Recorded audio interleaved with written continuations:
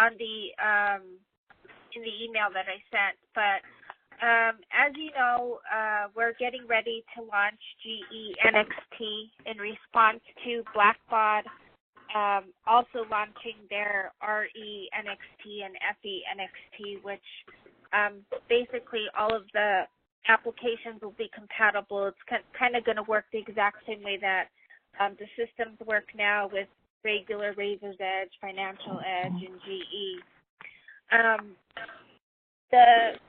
One of the things to know, and I'm not sure if anybody has seen the any of the GE NXT demos that we've had, but basically the back end of GE is pretty much going to remain the same. We're still going to have a lot of the same features.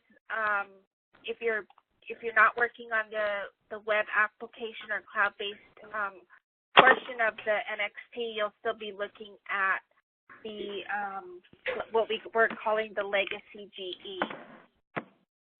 So we've been talking a lot.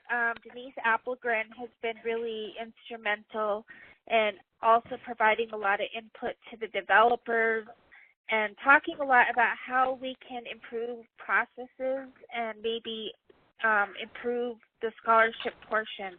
The scholarship portion of GE has not been revised it's been a few years, and the scholarship portion has not received sort of the same updates that maybe the other grant making or designated grants or proposals has. And so in speaking to the developers, we decided that this might be a good time with the launching of GE NXT to really look at the scholarship functions, see where we can make improvements, see if there's ways that we can improve the way that scholarships are currently being processed in the system.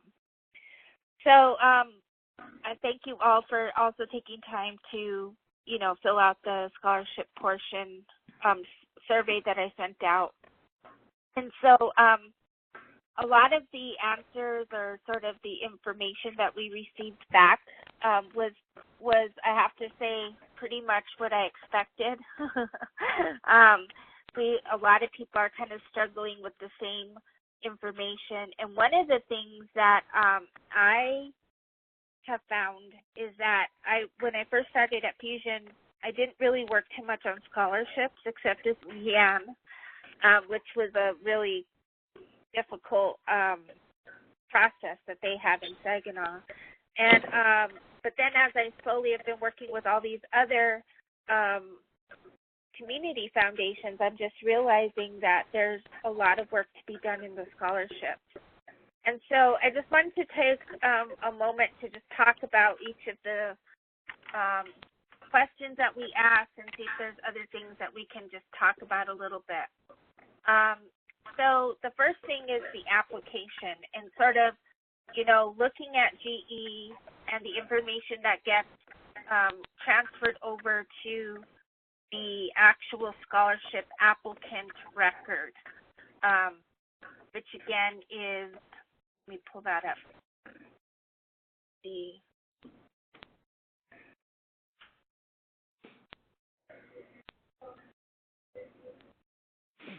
So some of the responses that we got were definitely student ID, date of birth, more information maybe on this main screen to see the different GPAs were some of the things that people responded.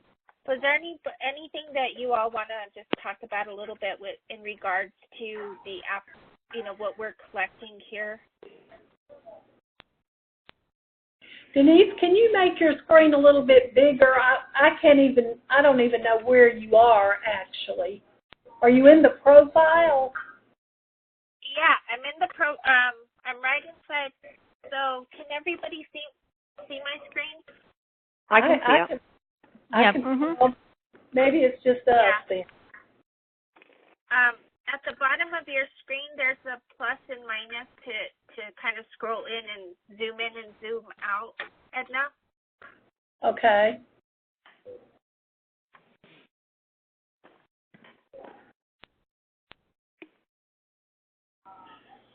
Denise, I don't know if this is the right time to ask, but, and I did put this on the survey, it would be very, very helpful if we could separate the first and last name. Mm-hmm. Yes. Yes. Actually, a lot of people have said that, separating the first and last name. Yeah, so that was Renee I heard say that. Who else agreed with her? I agree. Yeah, I did. Yeah. I agree. Okay. So it looks like we got a lot of consensus on that. Okay. So again, some of the answers or some of the responses for this part of the information was student ID, GPA, to have another tab where it would talk about where people would be able to put their education status, field of study, and somebody said the constituent number, which this is something that has always kind of been interesting to me. It is true, the constituent number never shows up on this record, and so you always have to get out of it, go to records, and look it up, and that's also another thing that came out in the well, yeah, there are no, like, the constituent number on the constituent records doesn't show up either. Mm-hmm. So those keys that are in the tables in the background, you have to go all over the place, like even merging records or anything. You have to go all over the place to make sure that you're looking at the right records to merge based on the data that's in there. Yeah, I agree. So what she's saying is that if you go to records and constituents, you don't really see the constituent number directly on the record. You usually have to go to the all constituents screen and then look up the constituent ID this way. So yeah, that's definitely a pain in the butt. I agree. Yes. Let's see. Is there anything in regards to the actual application that you would like to talk about, or to the information that comes across? If not, let's move on to talking about matching scholarship applications. So this was a really interesting situation because, and I'm just going to show this real quickly because a lot of people didn't even realize that this existed. So there's 3 ways to match scholarship application. If you go to scholarships and you go to match scholarship applications, you can put a fund in here, and it's going to tell you basically who qualifies for that fund. So that's one way to match scholarship application. So that's kind of by the fund, if you will. Is that automatic? Yes. Like if you set that up on the funds, is that some way we're going to see that now? If we have funds set up? And if you have the criteria set up, yes. Okay.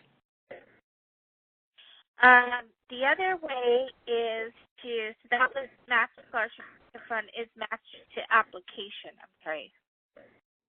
So this is to the applicant. So this was interesting because a lot of people didn't realize you could do this as well. Let me see. I'll do Mary Wilson or Justin Carter. So when I put Justin in, he actually qualified for 3 different scholarships here. And I would be able to assign the scholarship. One thing that is a big issue is you can only select one at a time. This is an issue which we are going to be looking at. And then the third way, actually there's 4 ways, but the third way within the system is if you go to web applications and you do match scholarship application to fund, if there was an application here, I could click on it and it will pull up a list of funds, and I would be able to select more than one and automatically process them that way. So that's the third way. And then, of course, the fourth way, which is what more people use, is as the applicant is filling in their application online, it's actually collecting the information. In the background, it's setting up, it's looking at the criteria. And then they'll get to a portion of the application and they can choose what scholarships they want to apply for. So I had people were kind of all over the place with the matching features.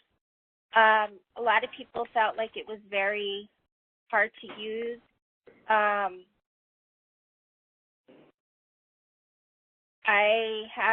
So do people want to open up the discussion about that? Well, I think programming the criteria to start with is not intuitive for everyone.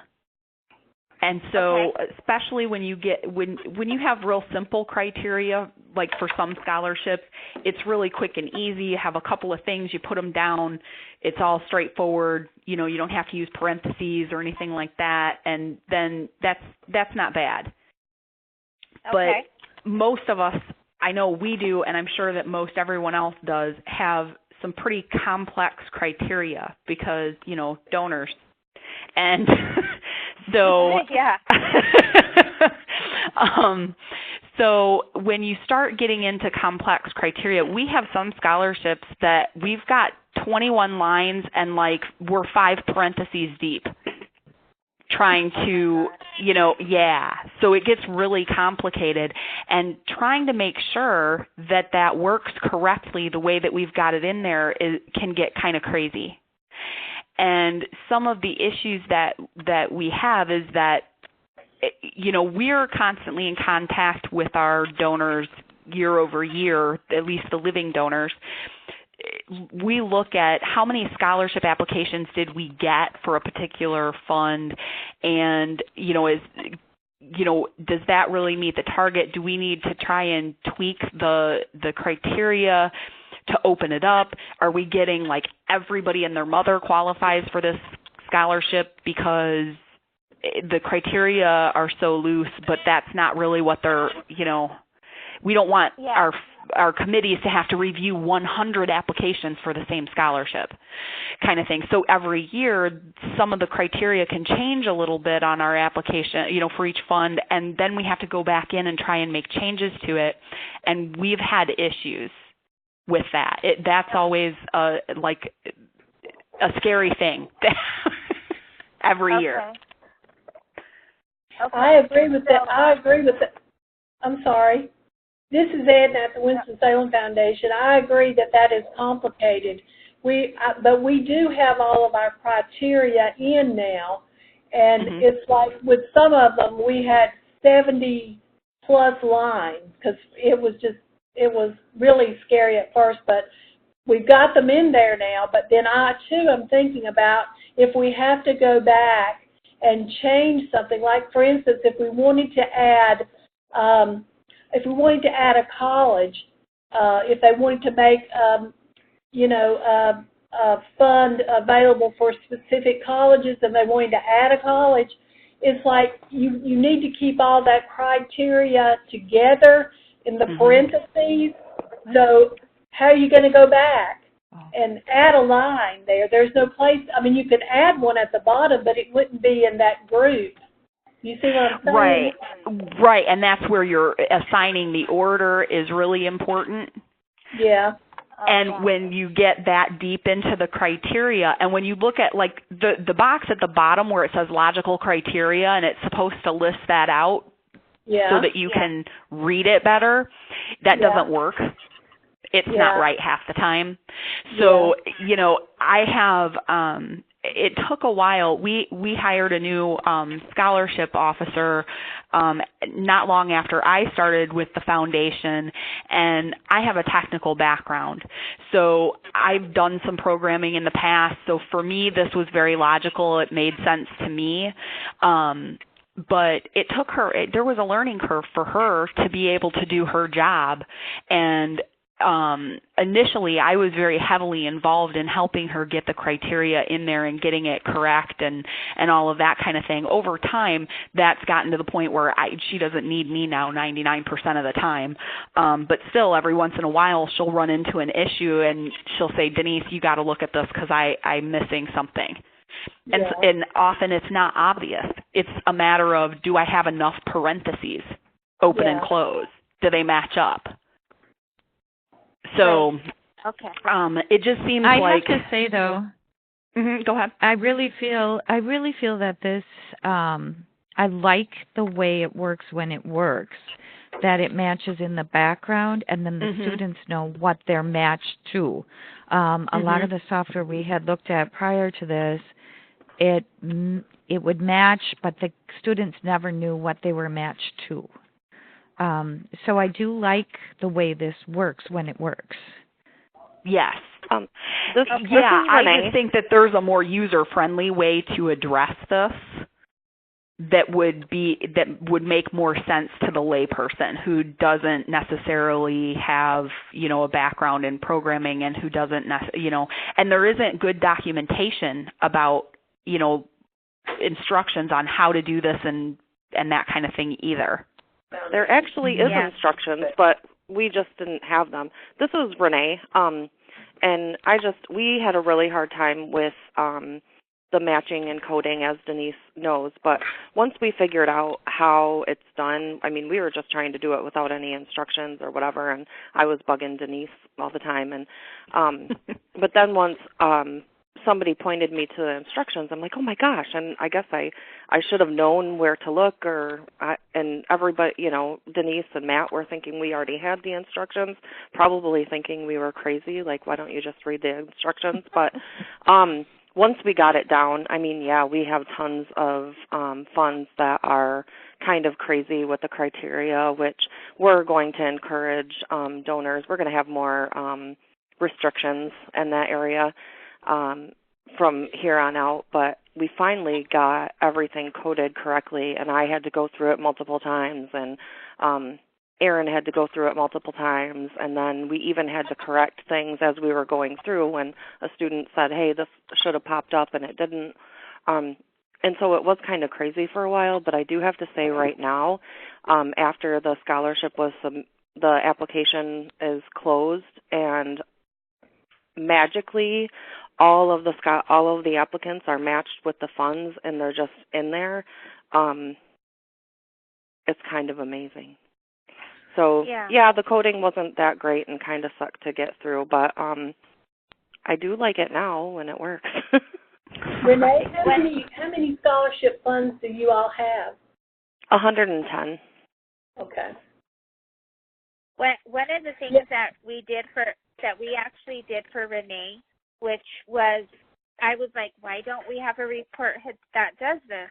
Was we actually put in a spreadsheet where you would see the funds and it would list out every single criteria on one sheet. They were looking at all the funds and all the criteria. And to me, that was an eye-opener right there. But it was such a complex query that, I had to have Matt do that in the background. And then once we could see it in that way laid out in a, spreadsheet, then it was easier to go, oh, okay, I see where this issue is. So that's one thing I think is we need some reporting on criteria too, because that would help. Yeah. Oh, yeah, that would be we could find the issue. Yeah. And we really need, I'm sorry, this is Edna, we really need an up-to-date user's manual, because it's really hard to find instructions. Just dig and finally you'll find something, but everything is outdated. If we had an up-to-date user's manual, that would be very helpful. Okay. When I on the definitely fund, Yeah, go ahead. Oh, I was gonna say I think I've told everybody this, but when I was hired, that was one of my first jobs that they said, okay, you got to update all the manuals. Well, it has been impossible. I mean, just because of the amount of work that I have for me to just document. So I've been trying to do a lot of like cheat sheets. So it's like, oh, okay, this is how you add reviewers and stuff like that. And I don't know if, so I always go back and forth. Is it more helpful to do sections of a manual first, or should I just do the complete manual? I mean, it's hard to keep up with that anyway. I just want to throw that out there. And I've let our CEO and everybody know it's almost impossible for me to do. One thing that I'm worried about moving forward is this was our first year doing all of the matching and being completely online, and I know that we had to get a lot of help from you and Matt.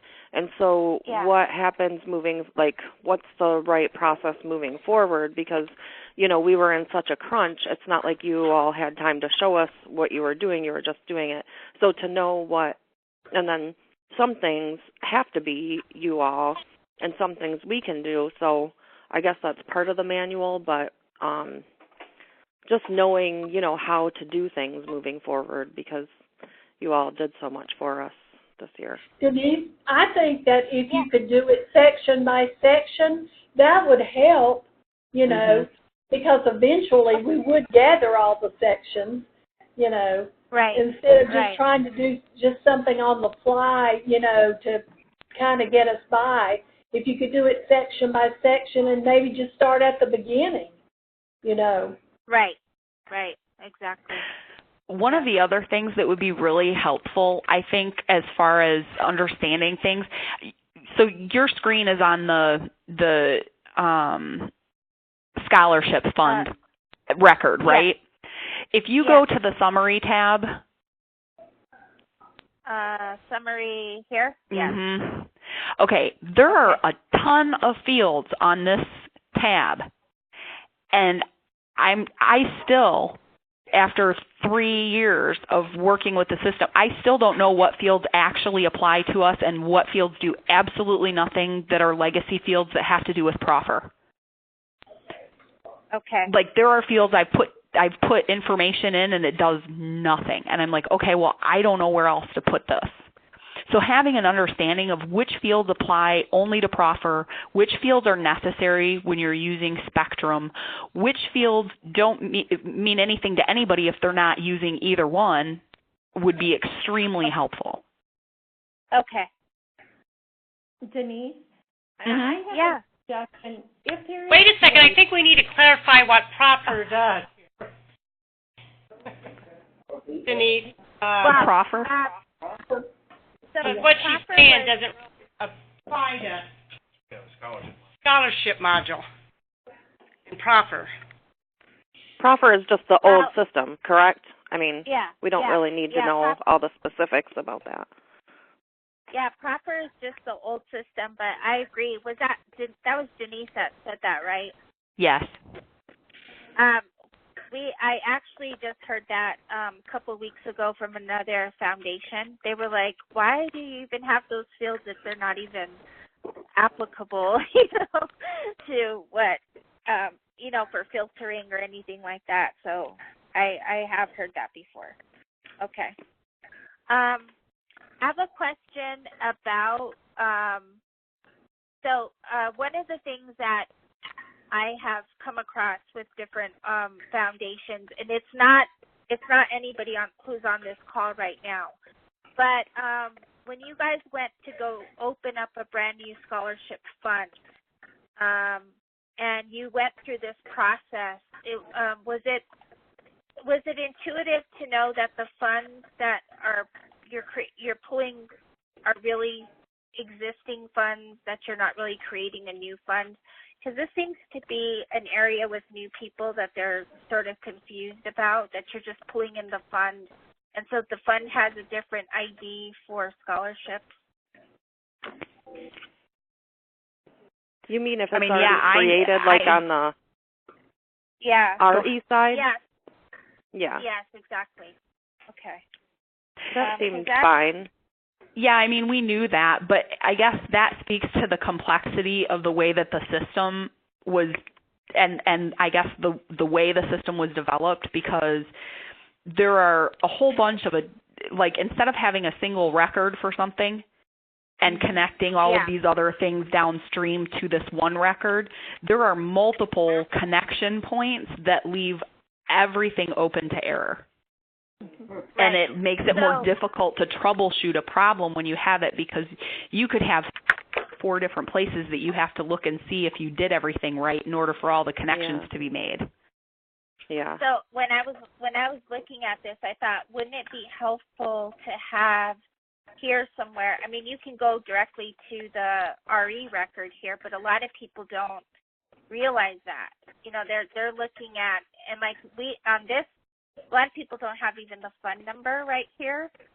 So they're like, well, what's this number? You know, what does that have to do? And I'm like, I always have to go back and tell people that's not necessarily the Razor's Edge record, you know. So yeah, I think it would be helpful to have a little bit more information on what, you know, where are these fields pulling from.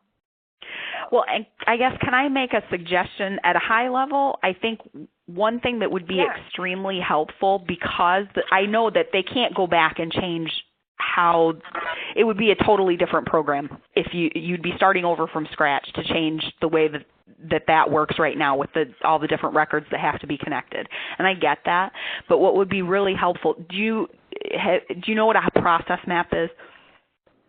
Yes. Okay, so it would be extremely helpful to have process maps for the various processes that we're supposed to be able to do it within Spectrum, so that we know where are all of those connections being made, and that would be awesome to have that visual. Okay. Yeah. I definitely think that would be great to have something like that. Okay. So I just want to go back to the matching feature, because there were a lot of talk in the survey about rematching. So and a lot of people talked about, okay, we asked for GPAs, and then we learned later that the true GPA is something different. And so now they've selected those, filled that out, and so how do we go back and subtract those from the system or decline so there's some information about that. So does anybody want to start a conversation about that? Well, if we want to take them away, we could just decline them, right? Right, you can just. But the problem is if the GPA is actually higher and they qualify for scholarships that are not already in their list. So how do we go back and add them?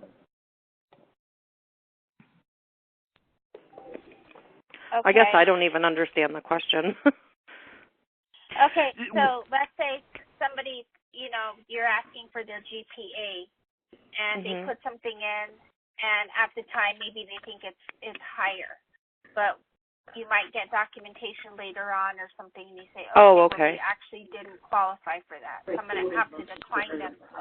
But the problem is with Winston-Salem, we've seen where they actually have a higher GPA and they actually qualify for more funds later on.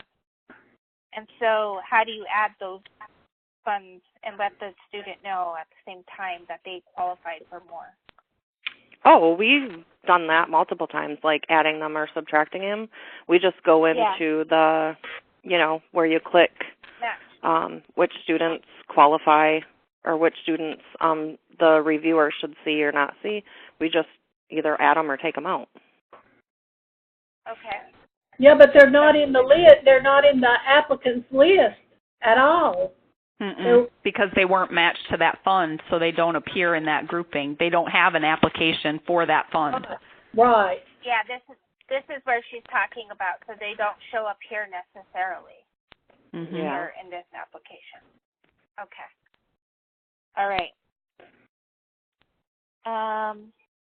Okay, let's talk about the multiple application issue, because this is a big, huge, I think it's a problem.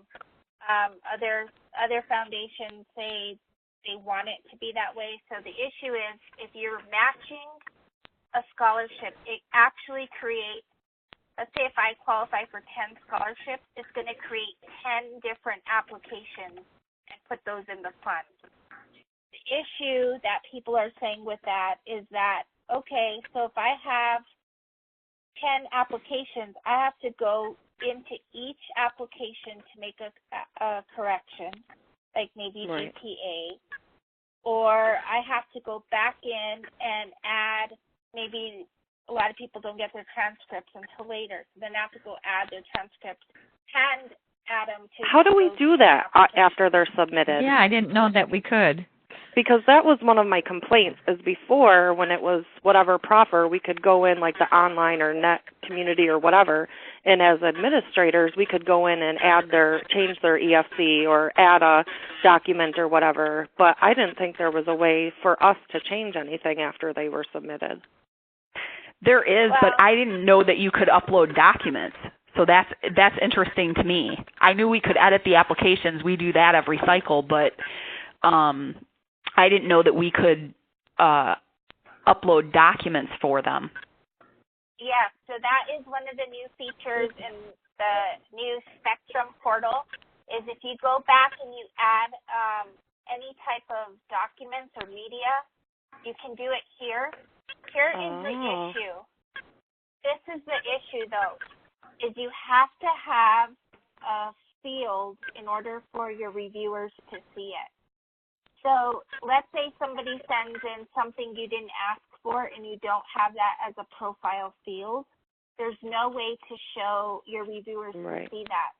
We've gotten around that at Winston-Salem by just creating like a dummy review page and putting, like, we'll just say add field, add a bunch of fields, and then having them uploaded that way.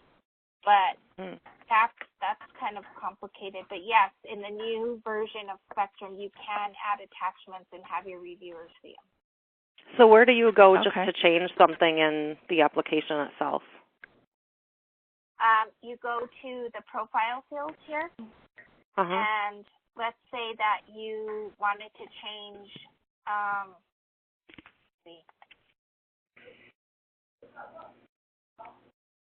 it might not work that way, but Tennessee. Maybe if they open up. This is our test system, so it's not really that. Yeah.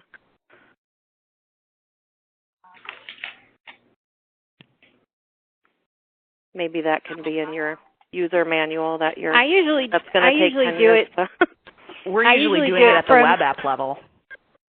That's what I do. I do it from the manager online application and then just push and then click edit profile. Okay, so you guys are doing it from right here. The web application. Okay. Yep. Yeah, you actually can do it that way too. You can just pick it up here, and then you can go in and hit edit application. And so that's when you're saying you have to, if it's submitted, you have to edit 10 different. Exactly. Yeah. Yep, you have to go in and edit it 10 different times. Okay. And the issue is, if let's say that this person didn't send in their GPA until, they sent it in after the fact, I would have to have a field here that says GPA, and it would have to be, and that's where I would put the transcript. But what we came across with, and this was mostly with proposals, if they sent anything else and there wasn't a field already, we have to have some way of adding a field to be able to attach it so reviewers could see it. Right. Does that make sense? Yeah. There's another reason that having multiple applications doesn't work. So So we have 110 scholarships for this year, right? About half of them have a subcommittee that review specifically for those funds. Well, then we have a standing committee who review for all of the other ones. So they may be reviewing 50, there's 50 different funds, and so some of those students, many of those students are in multiple funds. So if they review a student in one fund and type in comments, those don't go to the other application for another fund. You know what I mean? So if there was just one application, or if there's a way that they could see their own comments, it would be easier for the reviewers, especially those who are reviewing many. You know what I mean? Right. And if, I guess, are we waiting to go over like review stuff? Because I have some questions about that. No, we can talk about that unless there's anything else people want to talk about within the matching or the scholarship section of it. What did we decide about rematching, Denise? I never really heard a definitive answer about how to rematch. So the only way that I know that you can go back in and rematch is by picking that application again in scholarship and just doing putting the applicant again into putting the review applicant group. Kind of roll it back. Is that what you're saying? Yeah, and then assigning them again to any funds that they apply using this part.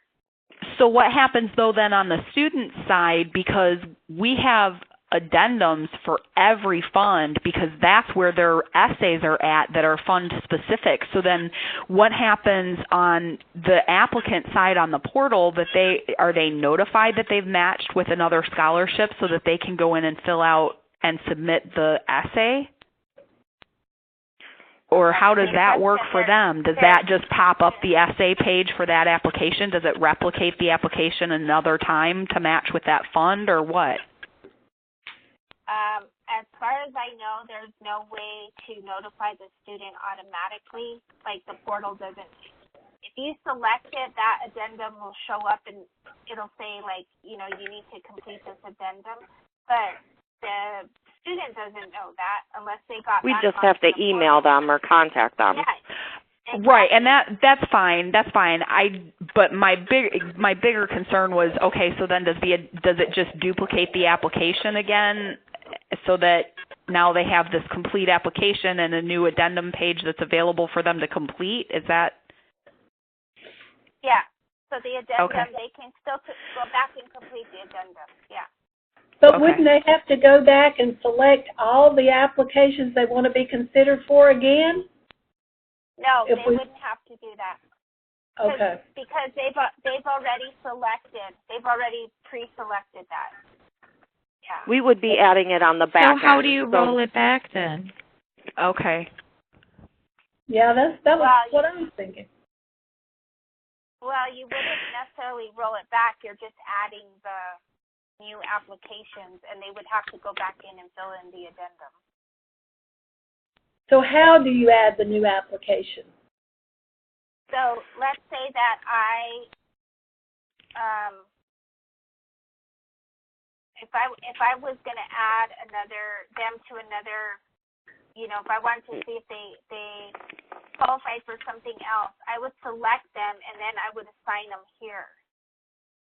And if that had an addendum, then that would pop up on the portal side and say, you have to fill out that addendum. But if they weren't already qualified for this, that application wouldn't be showing there. Exactly. Because they didn't qualify for that. Yeah, that's what we're saying. So, say if you change something like a GPA or something they did that would re-qualify them for that. So there's no way to do that at this point. No. Well, okay, so that's really what we're doing here, is we're saying, okay, now they qualify for this new scholarship, so we're assigning it, we're picking it for them, instead of them seeing that, pick the the ones you want to apply for. We're picking it for them, and that's creating the application. We're actually creating the application and the addendum on their portal for them to see. But no, that's not right, because if that application wouldn't be showing in this list, it wouldn't be showing anywhere. If we need to add an application, it wouldn't be showing on this list. If it was showing on this list, they would have already qualified for it, right? So maybe this is something that Denise can look into further and get back with us. Yeah, I can do that. So to re-add new qualifications. I know there was one, Leanne, didn't you have one donor that kind of added a scholarship late in the game, and she didn't really even have the criteria yet? How did you handle that? Did you just have to go through all the applications and look at them? Well, we get that all the time, but if you remember, we don't match them up on the front. We do it all manually. Yeah. So, and Leanne, matching in the back, I don't know if you can do it somehow, but it's wonderful. I'm sure it is. And I have actually sent Denise some ideas of what I have for next year. Yeah. So, maybe we can work something out. But for now, we often have donors that come in late in the game and say, I want to be able to give out this amount to this particular type of student. And so because we're doing it manually, we just export all of the stuff, find the student that falls within the perimeters that the donor has set up, and it works. So that's one of the very few advantages of doing it on the back end. Okay, so then who is speaking here? Leanne. Leanne? Okay. Leanne, can we talk more about how to do this? At some point, can I call you or email you about how you do this? Well, Denise, can you just show them how to export with the criteria? Yeah, that's what I do is I just export it. I look at the Excel spreadsheet. You can sort it by anything you want, and then you can give the committee whatever they want to see. Yeah, so you got to make sure that when you export with all the criteria that, must attend this certain school, must be going into this degree program, must have a GPA within these parameters. So you're doing what the system does for us, you're just doing it manually. So you pull all that stuff over in your query, and then it exports everything. And then you manually delete certain ones. Oh, this one's the GPA is too low. So you say, show me all of them GPA is lower than 3.0, and you can delete them. Show me all of them that are not going into this program and delete them. So basically you're deleting, and what you have left are the ones that would qualify. So it's what the system does. You're just doing it manually. And Leanne has Leanne has like 1,000 applications that come in, and they have like over 200 funds. And so if you can imagine, she has to do all of that. She's doing all that manually in the background, just using queries. Oh my gosh, that's insane. It is. We need to get Leanne set up with this automatic matching.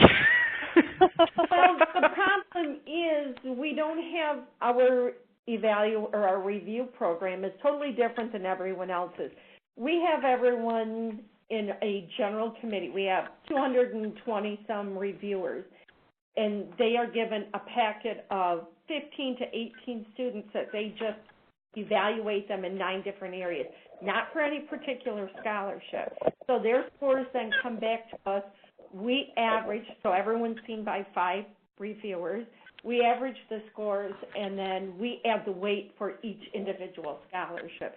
So after the scores come back, they upload them into a query where I can pull the scores now, and I say, okay, I'm looking for a student who had to have gone to Saginaw High School and has a GPA greater than 3.0.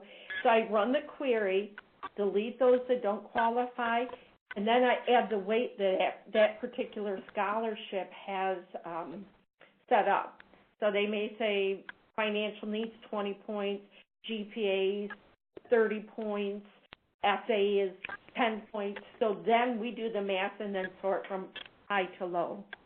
Okay. See, and we don't. If the criteria for the specific scholarship has nothing to do with financial need, we hide that information from reviewers. They can't see it. Yeah, that's why I don't. Because otherwise, if they see a kid that has like an EFC of 0 versus a kid that has an EFC of 60,000, even if the scholarship has nothing to do with financial need, they're going to naturally look at the kid that has financial need over the kid that really doesn't, and so we don't want that skewed because it has nothing to do with what the donor wanted. Well, our reviewers don't see the financial need. Okay. In 9 different areas. Gotcha. They don't PA because that's a hard number. They don't score financial need. They score the essays, they score leadership, they score extracurricular activities, all of this. We take those 9 numbers that the reviewers have given them and then put them with the other 4 reviewers and average them. Then we do the work afterwards. So right now we have all of our scholarships are being reviewed currently. They come back and I average them. And then I give them a number of between 1 and 10 for financial and 1 and 10 for GPA and so on. Okay. See, our scholarships are so diverse in criteria that, like, you can't, like, some of the students who, you know, have gone through hardship or don't have any activities and honors or whatever may score low, but that's exactly what the committee is looking for. So I don't know. That's why we do it by fund.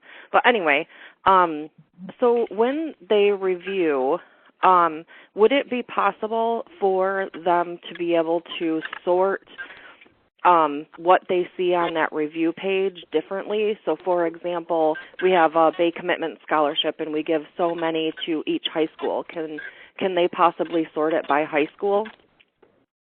And I know we're going to work on sorting first name and last name, but there might be other things that other foundations would like to sort it by, you know, and there may be more for us too, but I know for sure it'd be helpful for that one scholarship to be sorted by high school. Oh, I see. So the somebody's phone ringing? I guess. Or did somebody put us on hold, maybe? Oh, I know. Oh, gosh. That's a good question, because if people could sort, if the reviewers would have a way to sort their applications, I know. Yeah. Yeah, right now you can sort them by fund, but that's really about it. Yeah. Yeah. Can you send a message to everybody and see who's got us on hold and tell them there's music playing? Oh, gosh.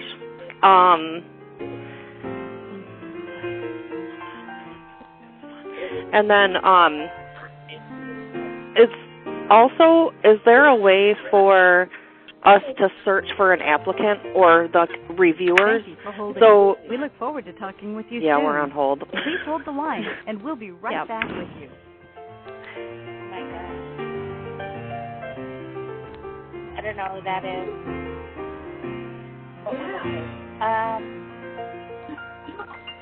Can we just talk a little bit about references and academic verifications? Because there was a lot of comments about that.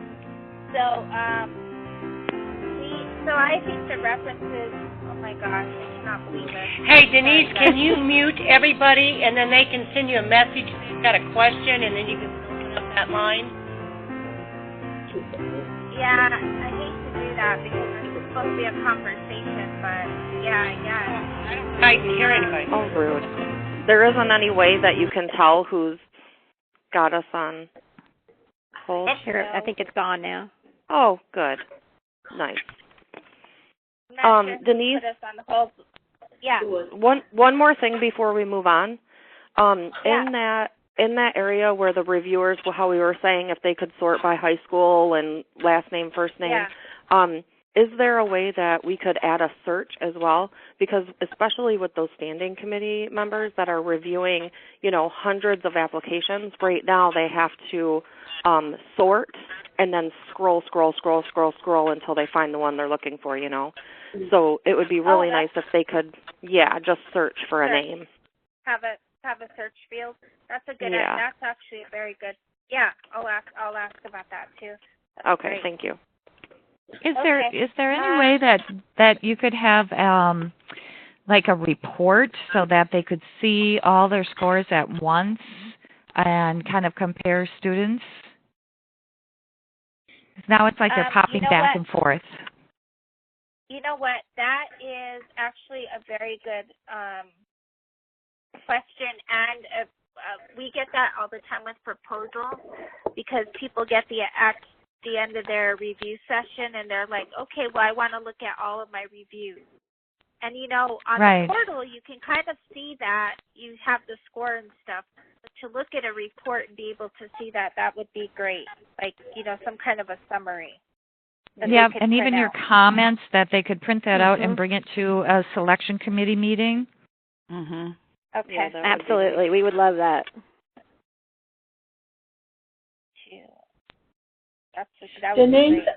Denise, that can be done because we're already doing that.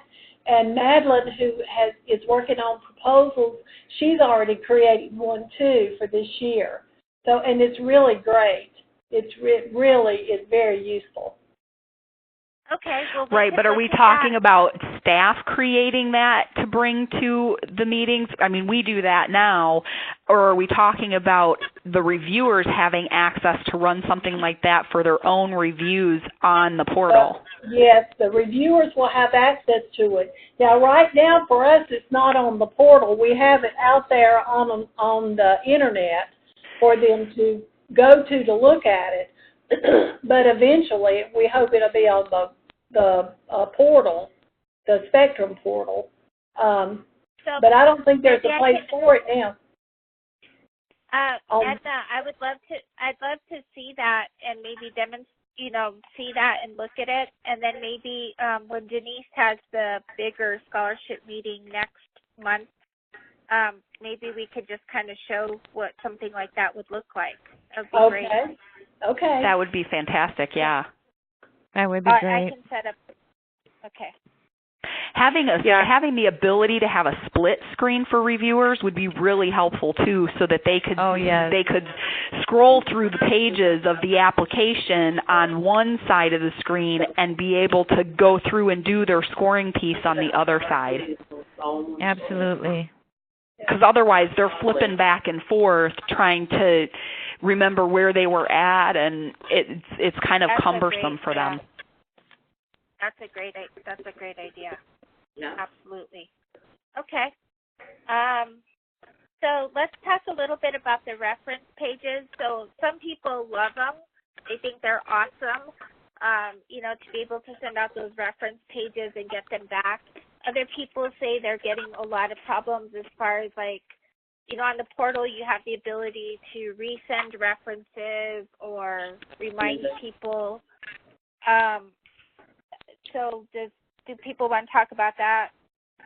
So people love the fillable forms if they work. So I think one thing for sure is we need a way, we need a send button next to the email so that they can send an email to their reference person before their application is submitted, because that gives them a lot more time to get it done, because our reviews start right away after the application deadline, so we don't have time to wait for those to come in.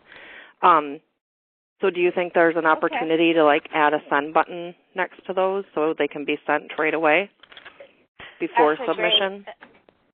That's a good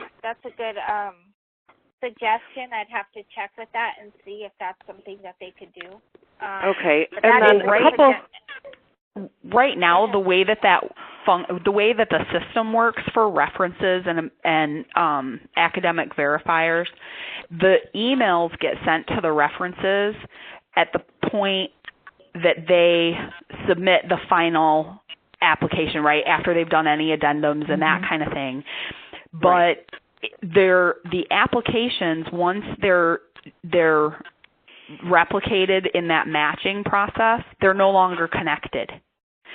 So Jeff and I have had some pretty lengthy conversations about how can we improve that, because what we have happen right now is that students, first of all, don't follow directions.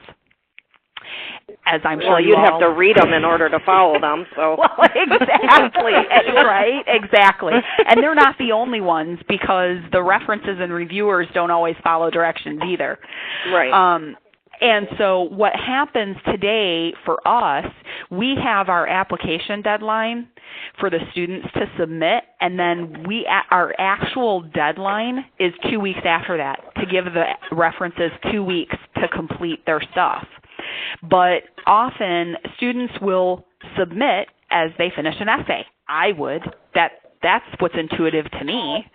And so that first email goes out, well, then every application after that, if the reference goes in and completes the form, their reference page, and submits it, now that one's done on that first application. Now the kid submits the second application, and that reference or verifier gets a second email, and they've got to fill the form out again.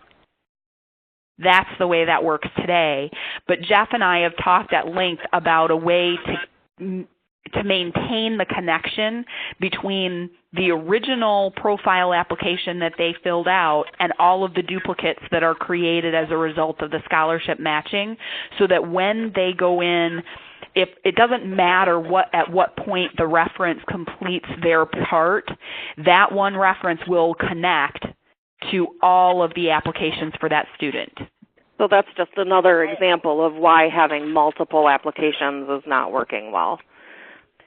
Okay. Well, and the flip side of that is that if you do a single application, like for us, we have review committees we have multiple review committees that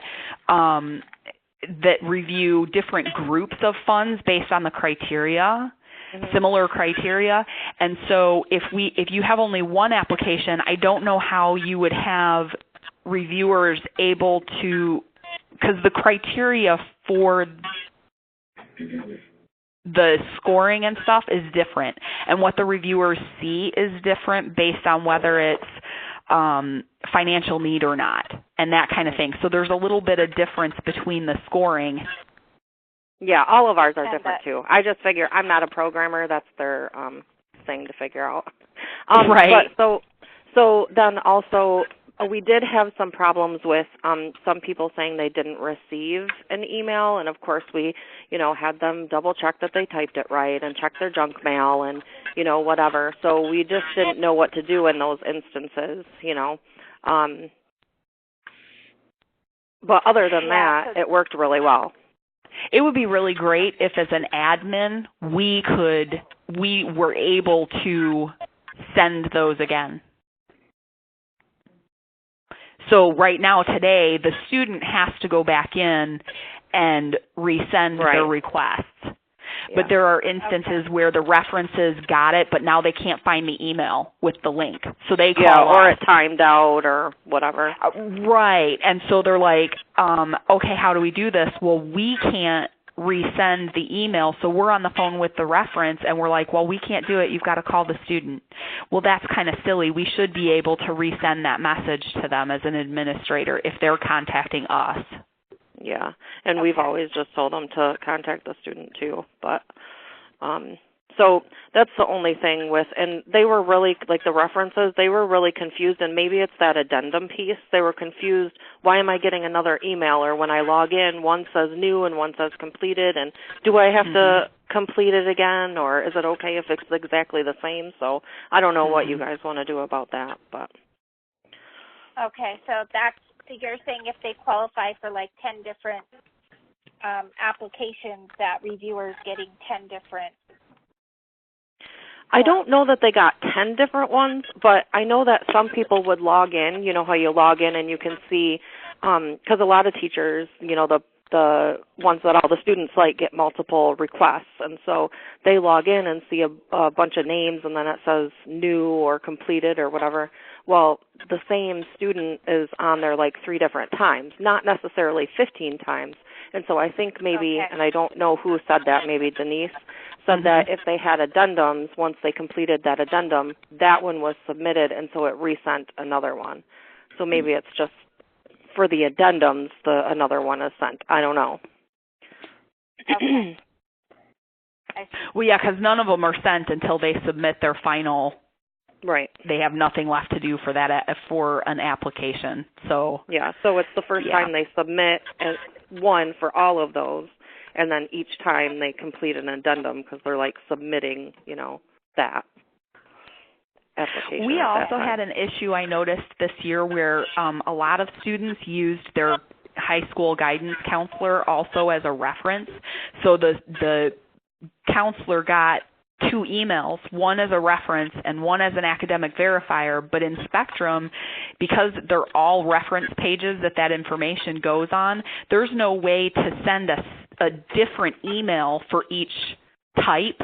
It's just the same email goes out whether they're a verifier or a reference. And so, we worded that email in such a way to say, if blah, blah, if you're this or if you're that, but a lot of our counselors were also listed as a reference, so they got 2, and so they thought that it was a duplicate, and they didn't complete the references. And so those students didn't get through to the committee for evaluation for the scholarship because they were missing references, and there was a lot of those like that this year. So it would be really helpful to be able to distinguish between references and academic verifiers and have different emails available to notify them. What's an academic verifier? Well, that would be like a high school counselor that's going to submit data verifying their GPA and class rank and those kinds of things. And we use a form instead of collecting transcripts because all of our reviews are anonymous. So the reviewers never see a student's name. So we don't want transcripts that they would look at.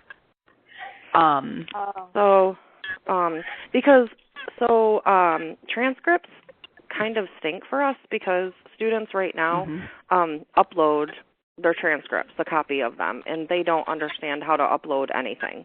And so this academic verifier is sounding quite intriguing. So I don't know. Yeah, if you want to give me a call or something, offline, I'm happy to talk to you in more detail about how you might do that. Sure. Do you have an email address? Yeah, it's DAPPELGREN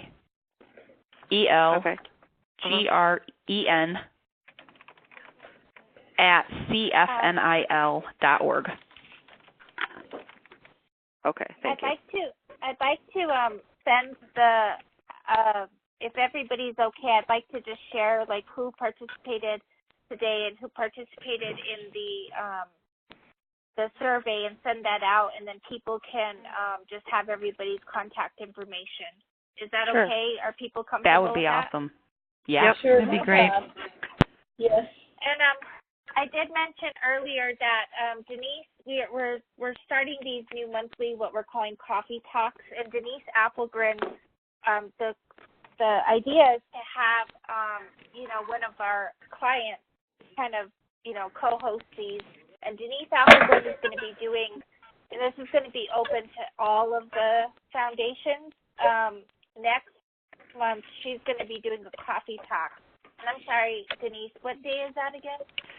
Oh, I have to look. I want to say we said the 18th, but I'll have to look. And I can send you guys all the information. Yeah. But this I wanted this to be a smaller group because I wanted it to, because I know some of the struggles that everybody on this group has had, and I want to really go through and sort of use you guys as like kind of the fine-tooth comb of pulling the information out. So is there anything else that people want to talk about? We're kind of coming on an hour and 5 minutes, and I just want to be respectful of people's time. So do other people want to talk about something specific? Kind of similar to the reference forms. I think we need to look at the addendums.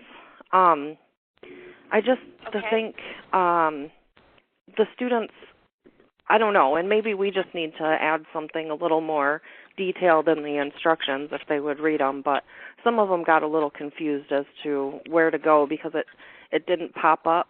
You know what I mean? Like they have to log in and then it shows them what they have to do. I don't know if that can be, anything can be different with that, but they were a little confused just as the... Have other people experienced that? Because I actually just had that recently where addendums are not, even though they're attached to a specific fund, they weren't automatically popping up until after students submitted. Then they logged back in and it said, oh, you needed to fill this out. Oh.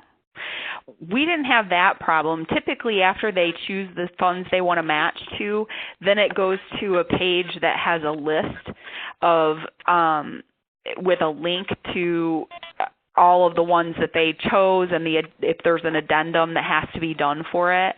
But once they click on the first one, then in order to find the rest, they have to go back to My Saved Applications. Right. To see it. And I mean, we do have instructions that tell them that. On all the various pages, we've got tons of instructions, and our scholarship officer also does demonstrations for students at their schools. So she sets up, times where she can go in and give demonstrations for students and for counselors and all kinds of things. But yes, that is kind of confusing for them. Okay. Yeah, that's great. That's great feedback. Okay. Anything else people want to talk about? I think this has been extremely helpful, and, my goal is to present, all of these recommendations and talk about this to Jeff. He is very well aware about the problems, especially with the multiple applications. And if there was some way to avoid that. And he, like I said, Denise Applegren has been really vocal also, so he has quite a lot. But we do plan on meeting next week, and then we're going to meet again after the bigger coffee talk. But we're hoping that a lot of changes can happen this year. And I know Winston-Salem, we had a lot of issues with the multiple applications being created, which kind of stalled our work with them. And so we want to make sure that we get all of this stuff done before sort of the next semester of things happening in the fall. So I appreciate everybody's feedback. I will email the results of this so that people can see, what the different responses were, and I'll give everybody a list of the emails of the people who responded, and I appreciate everybody taking the time to be on this call. Is there any last minute comments or anything that people want to talk about? Well, thank you, Denise, for setting all of this up and providing a support group for us and doing everything that you did in such a timely manner to help us get through, because I know we weren't the only panicked people. So it was probably really stressful for you, so thank you. Yes, definitely. You're welcome. And I think, I was just looking at my calendar here real quick. I think Lisa's doing these the second Wednesday of every month, which would be the 11th of April. Okay. So I'll verify that with her, and now that we've had our discussion and we have the results of the survey back, I'm going to be putting together kind of a little agenda of topics or whatever for discussion during that time. So awesome. I'll be sending that out to everybody. Great. Thank you so much. I appreciate it, Denise. All right. Yep. Well, I hope all of you guys have a great afternoon. And if you want to send me any email follow-ups or whatever, just feel free to do that. And I appreciate everybody's time today. Okay? Thank you. Thank you. Thanks. Bye, everybody. Bye. Bye-bye.